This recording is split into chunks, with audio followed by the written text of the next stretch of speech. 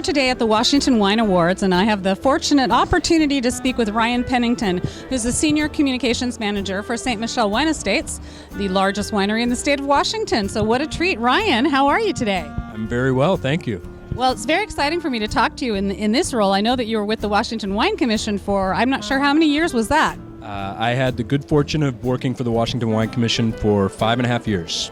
So you've got a pretty good picture of what's happening in Washington State, and I think it would be great to share with our followers a little bit about just your observations about what's happened in the wine industry here in the last couple of years.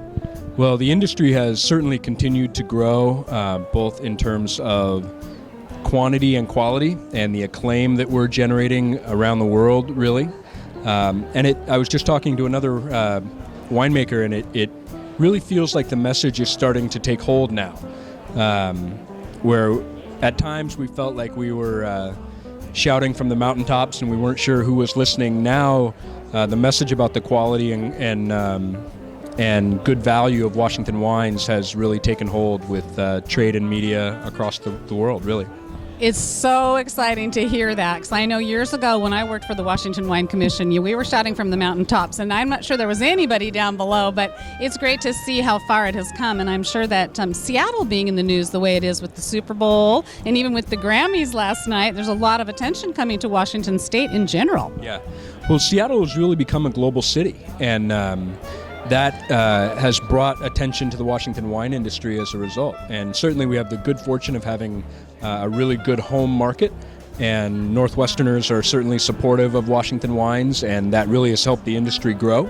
But there's a new demographic coming in, and they're seeing Washington wine for the first time. So we really have an opportunity to reintroduce ourselves to certain residents of the local market.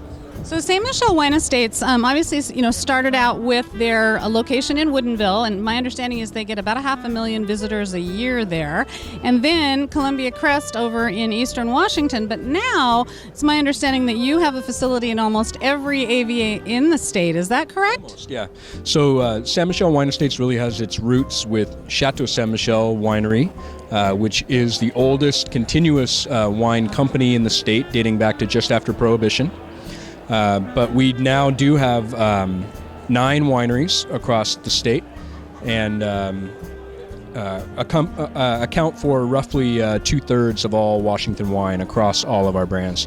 And that ranges from everything from ubiquitous Columbia Valley Riesling at Chateau Ste. Michelle, more than 1 million cases of that alone, to boutique brands in Walla Walla and Red Mountain at just a couple thousand cases each. That's a big story. That was a big story right there. It's very exciting. I know that I've been to visit quite a few of the facilities in eastern Washington. Col Solare, which is absolutely amazing, and I was in Italy recently and was able to visit some of the Antinori properties, and I know that there's a partnership there. And so Col Solare, tell us a little bit about the wines that are made there and why they're so special. So as you mentioned, Col Solare is our partnership with the Antinori family of Tuscany, which has been making wine for more than 600 years. So they really are steeped in tradition and heritage. Particularly what Col Solare is patterned after are their wines from their Bulgari estates, which are typically blends of the Bordeaux grape varieties in Italy. So the mission or the vision behind Col Solare is a Cabernet-based blend that speaks to the Red Mountain appellation. Red Mountain, as you may know, is the smallest appellation in the state, but also typically the warmest, and one of the most distinct when it comes to Cabernet and the other Bordeaux varieties. So our goal there is to really showcase that appellation and our particular estate, and produce the best Cabernet-based blend that we can. And we're very excited that in addition to sourcing from Red Mountain, we've also sourced from other vineyards around the Columbia Valley. Starting with the 2011 vintage, Col Solare will be a Red Mountain designated wine, and every vintage from there forward will be as well. So we're really seeing the vision come to fruition.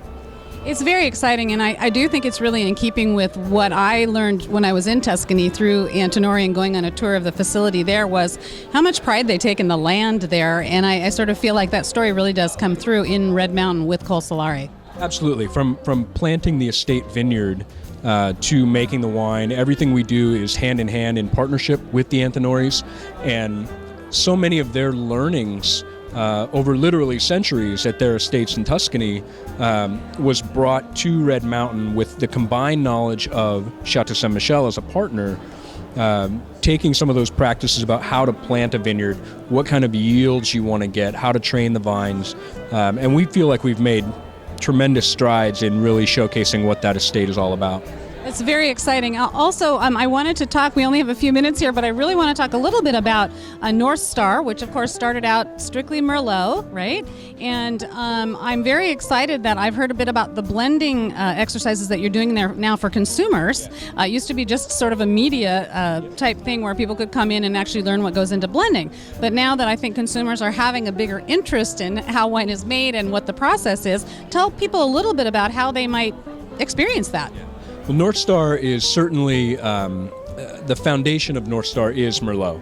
But what many people don't realize is that even in a single varietal wine, the process of winemaking really is about blending. Blending different vineyards, different barrels, and even in a varietally labeled wine, little bits of other varieties to fill out the wine. So what we developed at Northstar is what we're calling the Northstar blending experience, and that is a consumer opportunity for people to come in, learn about Washington State and the regions within it, the profiles of the vineyards that we source Merlot from, and then actually have a guided tasting of wine straight from the barrel, 4 different Merlots, a Cabernet, and a Petit Verdot. Straight from the barrel, and a guided exercise in blending those different wines to create their own blend. And then at the end of the day, they get to actually bottle a full bottle of their own wine and take it home with them. Okay, I'm all over that. I'll be coming to visit very soon, and when we do go, we'll make sure and get that on video for you so that you can see it too, because it sounds like it's so much fun, and I love the whole idea of blending. Thank you, Ryan, so much. We will make sure that people have information to get to all of your wineries on our website, TableTalkNorthwest.com. Thank you.